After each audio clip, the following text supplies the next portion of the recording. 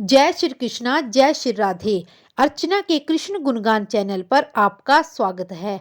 आज मैं आपको मार्गशीर्ष पूर्णिमा के शुभ मुहूर्त और पूजा विधि, व्रत कथा और महत्व के बारे में बता रही हूँ। मार्गशीर्ष महीने को ग्रंथों में सबसे उत्तम माना गया है। इस महीने को भगवान श्री कृष्ण का स्वरूप माना गया है। इसके साथ ही इस महीने की पूर्णिमा को अत्यधिक महत्व दिया गया है। कहा जाता है कि इस दिन माँ लक्ष्मी और भगवान विष्णु की पूजा के लिए खास होता है। इस दिन लोग पवित्र नदियों में स्नान करके दान करते हैं। इसके साथ ही इस दिन व्रत रखने से विशेष लाभ प्राप्त होता है। आइए जानते हैं मार्गशीर्ष मास की पूर्णिमा की तिथि, शुभ मुहूर्त और चंद्रदेव की पूजा का विधान। पूर्णिमा तिथि का शुभ मुहूर्त। पूर्णिमा तिथि का प्रारंभ 7 दिसंबर को सुबह 8:21 से होगा।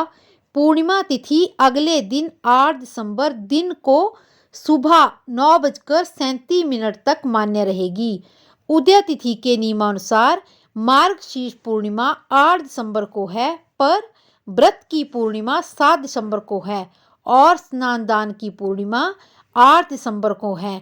जो लोग पूर्णिमा व्रत रखना चाहते हैं, सत्यनारायण का व्रत रखना चाहते हैं, तो उन्हें 7 दिसंबर को व्रत रखना चाहिए।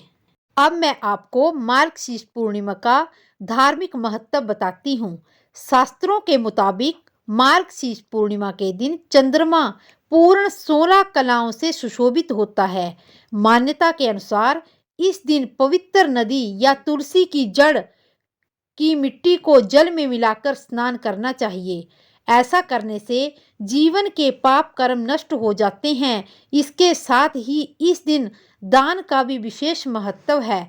कहा जाता है कि इस दिन किया गया दान 32 गुना अधिक पुण्य देता है। इसके अलावा इस दिन दान करने से धन संपत्ति में वृद्धि होती है। पूर्णिमा के दिन चंद्र उदय के बाद कच्चे दूध में मिश्री और चावल मिलाकर चंद्रदेव को अर्पित करना चाहिए। मार्गशीर्ष पूर्णिमा की पूजा विधि। चंद्र दर्शन के समय चंद्रमा के उदय के साथ चंद्रमा का आह्वान, आचमन, अर्घ, स्नान करके रोली और चावल से तिल कर पूजा करनी चाहिए। पूजा के दौरान चंद्र को फूल अर्पित करना ना भूलें।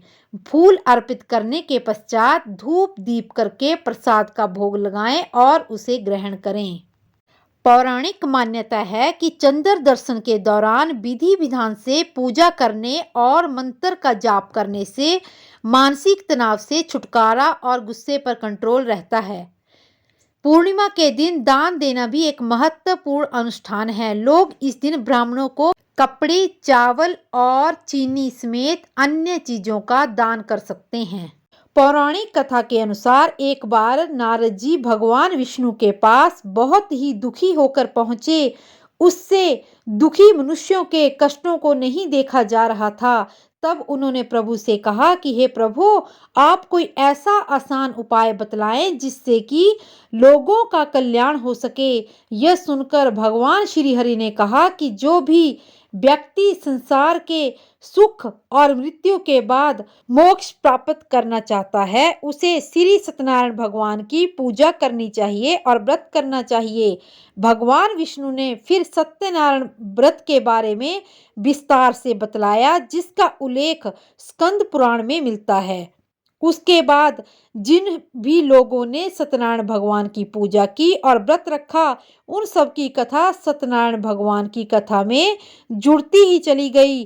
सत्यनारायण कथा का प्रारंभ भगवान विष्णु और नारद जी के वार्तालाप से होते हुए श्री हरि के सत्यनारायण व्रत और पूजन की विधि के बारे में उल्का मुख, गरीब लकड़हारा, निर्धन ब्राह्मण, साधु वैश्य, लीलावती, कलावती, धनवान, व्यवसायी, राजा एवं गोपी गणों की कथा तक है। नारद जी के निवेदन करने पर भगवान विष्णु ने बताया कि जो भी अपने कष्टों और पापों से मुक्ति चाहता है, उसे सत्यनारायण भगवान का व्रत करना चाहिए और कथा भी श्रवण करनी चाहिए। इसके पुण्य से सुख, समृद्धि, धन, वैभव और संतान सब कुछ प्राप्त कर सकता है। श्री सत्यनारायण भगवान की पूजा और कथा का श्रवण कोई भी कर सकता है। इसके लिए किसी प्रकार का कोई बंधन या पाबंदी नहीं है। जय श्री कृष्णा, जय श्री राधे।